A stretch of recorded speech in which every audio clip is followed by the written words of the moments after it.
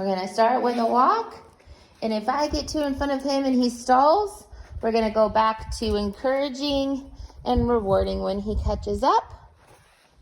You just noticed their little gnome there. Oh. So, again, I don't want to ever pull him away. I want him to process and realize, good boy, that he's completely safe following me on this walk. Yes, you are. Yes, you are. Yes, good boy. Good boy. Hi. Good boy. Yes. Good boy. Good boy. You got it, Walter. Good boy. Good boy. Yes. Good job. Good job. Now noticing that the leash is underneath his paw, so I'm just going to make sure that I don't put pressure on that paw and that we just continue to focus on building his confidence and letting him process. Again, helping him learn, good boy, not only just confidence on our walk, good job, but also that using his brain and processing is really what we should be doing. And in order for him to learn that, we really have to give him that time to process, especially a low confidence dog like this. We really want to make sure that he has all the time he needs to go, okay, these things, these smells, these sounds, these sights aren't actually going to hurt me. I'm safe in this situation. And if we start making a whole bunch of noise, if we start moving fast, good boy, if we start putting pressure and applying pressure onto him, all of that is going to do the opposite. He's going to go, oh, things happen, right? Negative things happen. Things I don't like happen. Good boy. So instead, we want to really stick to having that patience. Good boy. And if you have a hard time like going slow with him while you're working on, good boy, working on this, having some headphones, listen to a podcast, listen to an ebook, to music, whatever it is that helps you stay nice and calm and regulated. Don't listen to anything that's going to cause a lot of intense emotion, okay? Because he's going to, that emotion will transfer to him. So we want to make sure that whatever we're listening to is calming, but that it's calming and it helps the time pass. So that if you end up sitting here for a certain period of time, you don't feel the need to make him go faster. Good boy. And then set a timer on your phone for how long you plan to be out, as opposed to thinking about the amount of distance that you're going to go. I like to set my timer for half the time, so that I know when I need to turn around. Generally, if you're going back the same way you left, you're going to go back a tad bit faster than if you're doing like a full circle. Right. So today we're going to spend a little bit more time, good boy, being outside than we did yesterday. And hopefully we won't get triggered into a big emotional response today right away. Already it's a lot better. Yes, it is. Already it's so much better. Good boy. Good boy, yes.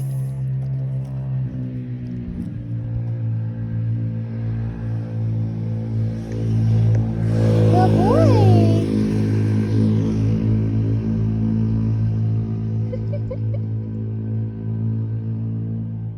Good boy, yes. Good job. Good boy, yes. Now, I like to practice both sides. So yesterday, I had the treat bag and him kind of facing the other way. Today, I have him on this side. So I'm going to get him to try and go this direction so that we stay on the grass. I want me between him and traffic as often as possible. And that also tends to help too, because if there is someone else walking a dog, they tend to have the dog, again, on the side of the grass. So if they're on the side of the street, you have the people in the middle, the dogs on the outside, and that really sets everyone up for success. Good job. Good boy. Again, making sure I'm not applying pressure on those feet while that leash, yes, is behind or underneath him. Good boy. You're doing so good. You're being so brave. Yes, you are. Yes, good job. Good boy, being so brave. Yes, you are. Good boy. Good boy. Yeah. There's a good boy. Good boy, yes. Good job. We're going this way. Good boy. Yes. Good boy. Good boy. Yes. There we go. Well done. Good boy. Good boy. That's a good boy. Now we can cross the street. I'm only hesitating to do so because he's moving so slow, and I don't want to have to put any pressure on him to try and cross the street because a car is on its way toward me, right? So we're just going to stick to this side of the street, and I'm going to keep him in the grass as much as I can until he's moving with me a little bit more willingly, and then we can go ahead and try and cross that street. Good boy. Good boy. Yes. Right. When a car is coming, just to be on the safe side, I'm going to make sure my leash is nice and short. I'm not holding him in place, but if he decides to do something silly, he'll hit the end of that lead really fast, so he won't be able to go a very far distance. Once the car is gone, I'll go ahead and drop my leash and try to encourage him forward by taking a couple steps myself and using that encouragement marker when he looks at me. This is a good boy. Yes. Well done. Now, if he is very calmly walking towards a smell without pulling, I will go ahead. Good boy. I will go ahead and give a little bit. As long as it's safe and as long as I feel like I'm not going into anyone's yard too far. If he starts that scratching, immediate incorrect marker. And if the incorrect marker isn't enough, that's when you're going to go ahead and apply some pressure on that lead. Not so much to cause him pain or to drag him away, but just to kind of throw him off a little bit, because we're not applying pressure at any other time except for when he offers that unwanted behavior. Good boy. Yes. Well done. You ready? It's a good boy. It's a good boy. Yes, you are. Yes, you are so good. Hi. Hi, Goob. Over here. You don't have to go on the road. Good job. All right, so we're going to continue doing this. And if we run across a dog or something like that, I'll go ahead and pull my camera out. Good boy, yes. All right, so we made it across the street. Oh boy. Oh boy, yeah. You got it. And we're starting to get some motion while I'm in motion. So I want to help continue to encourage that by when he is kind of following me slowly, I'll go ahead and drop that treat, but I'm not necessarily going to stop. I'm still going to move really slow, but I want him to kind of learn that he can take treats while we're moving. We don't necessarily have to stop. But again, I really want to go as much his pace, yes, as I possibly can. Which means that if he needs to stop and sniff, if he needs to stop and process, we're going to go ahead and do that, yes. And after he cues in and joins back up, then we'll go ahead and move forward. Good boy. Oh, good boy. Good boy. Good boy. Good boy.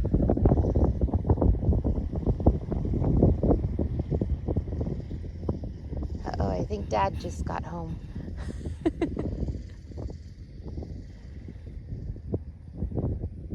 So a lot of processing here, and there's that reactivity, right? So we're gonna stop. He applied pressure.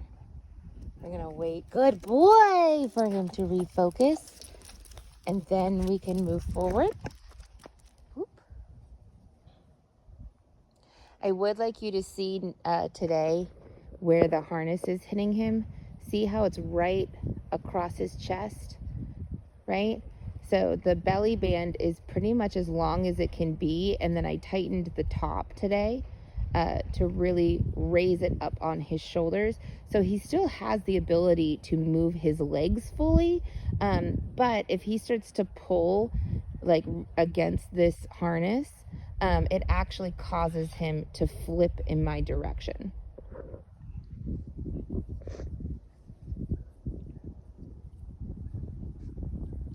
So again, I don't want him to hold prolonged pressure, so I'm going to very slowly release the pressure just by moving my hand forward so that he can process with no pressure, right?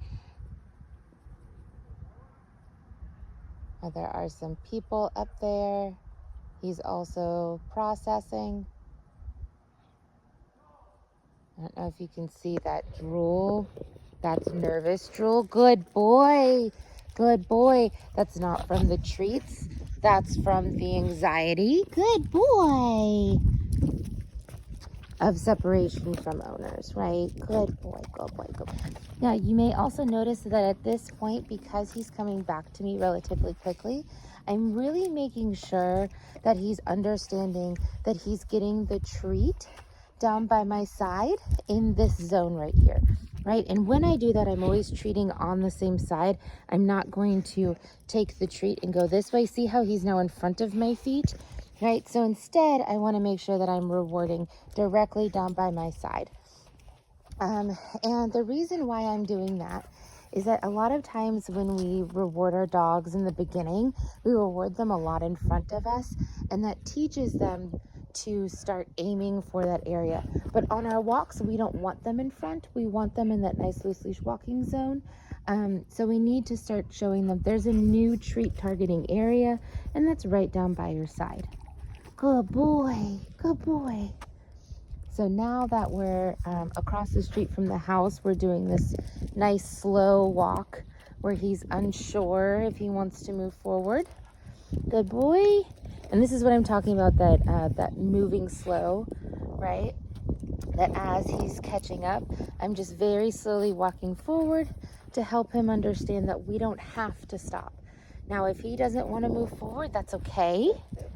But I want him to kind of get that momentum to continue to go. Good boy. Good boy, good boy, good boy. Yes.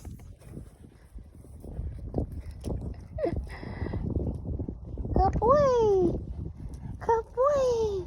Good boy. Good boy, good boy, good boy. Up, up, up.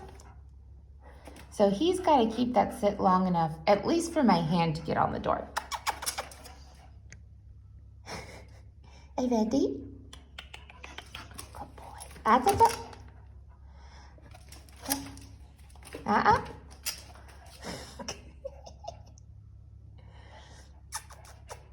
Hi. Ah. Good boy. Free. Good job. Already? Go find Walter. Yes. Good boy. Go find Walter. Yes. Good boy. Yes. Beautiful. Very good. Go find Walter. Yes. Good boy. Sit.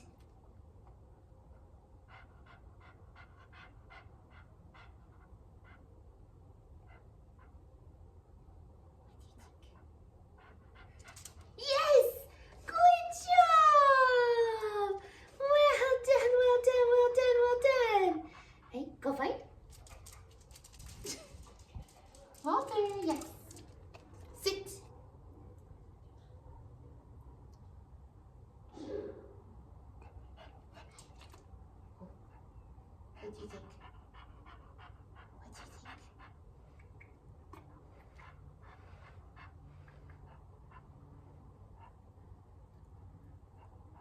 So he's watching sister through the window, which, yes, honestly is okay because it's gonna help him understand that even if she's present, free, that he still needs to focus and it pays off to do so. Sit.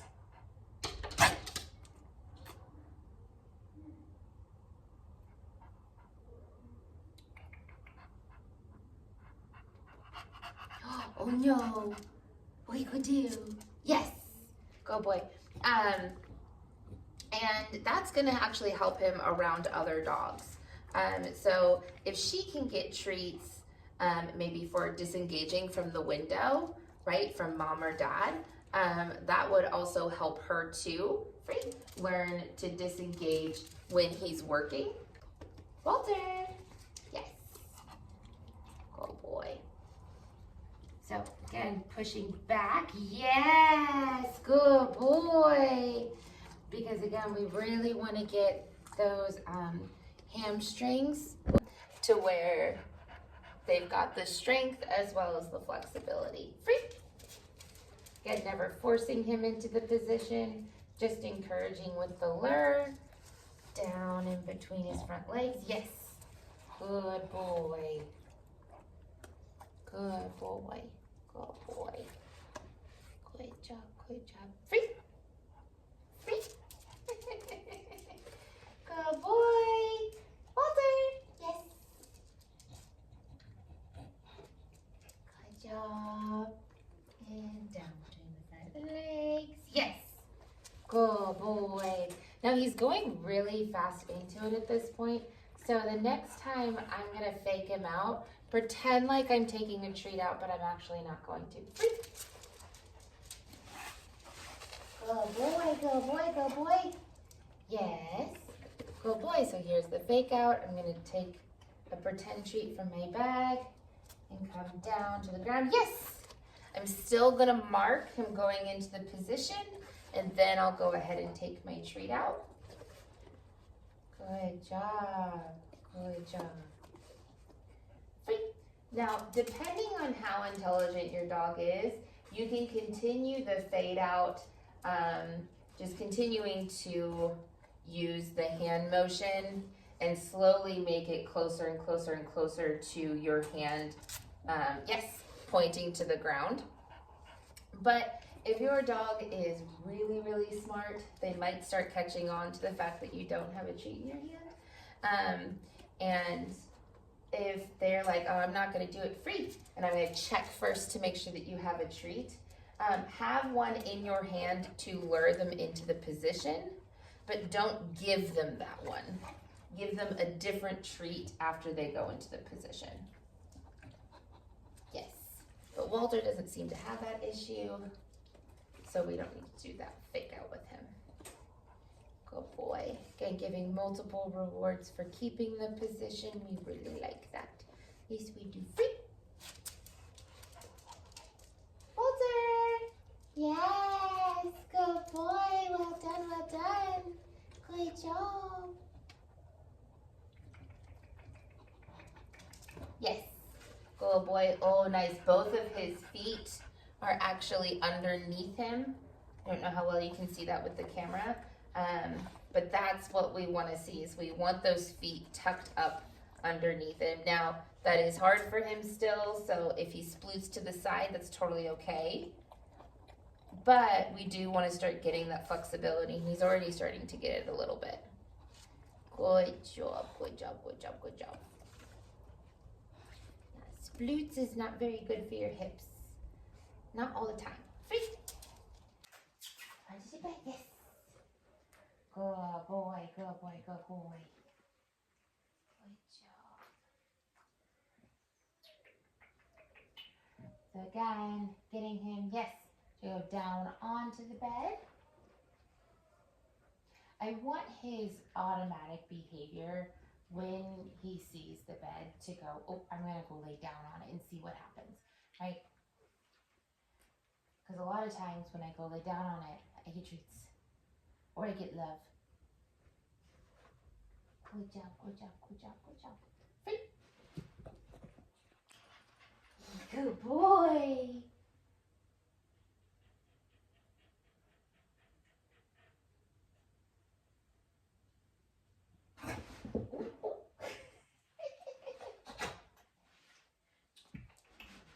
boy.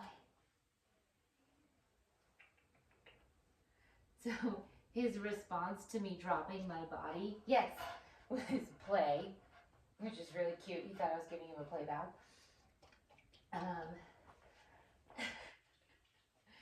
So I'm going to be really easy giving him that little downward motion, since I know to him it's offering him a play vow. Good boy. Sit!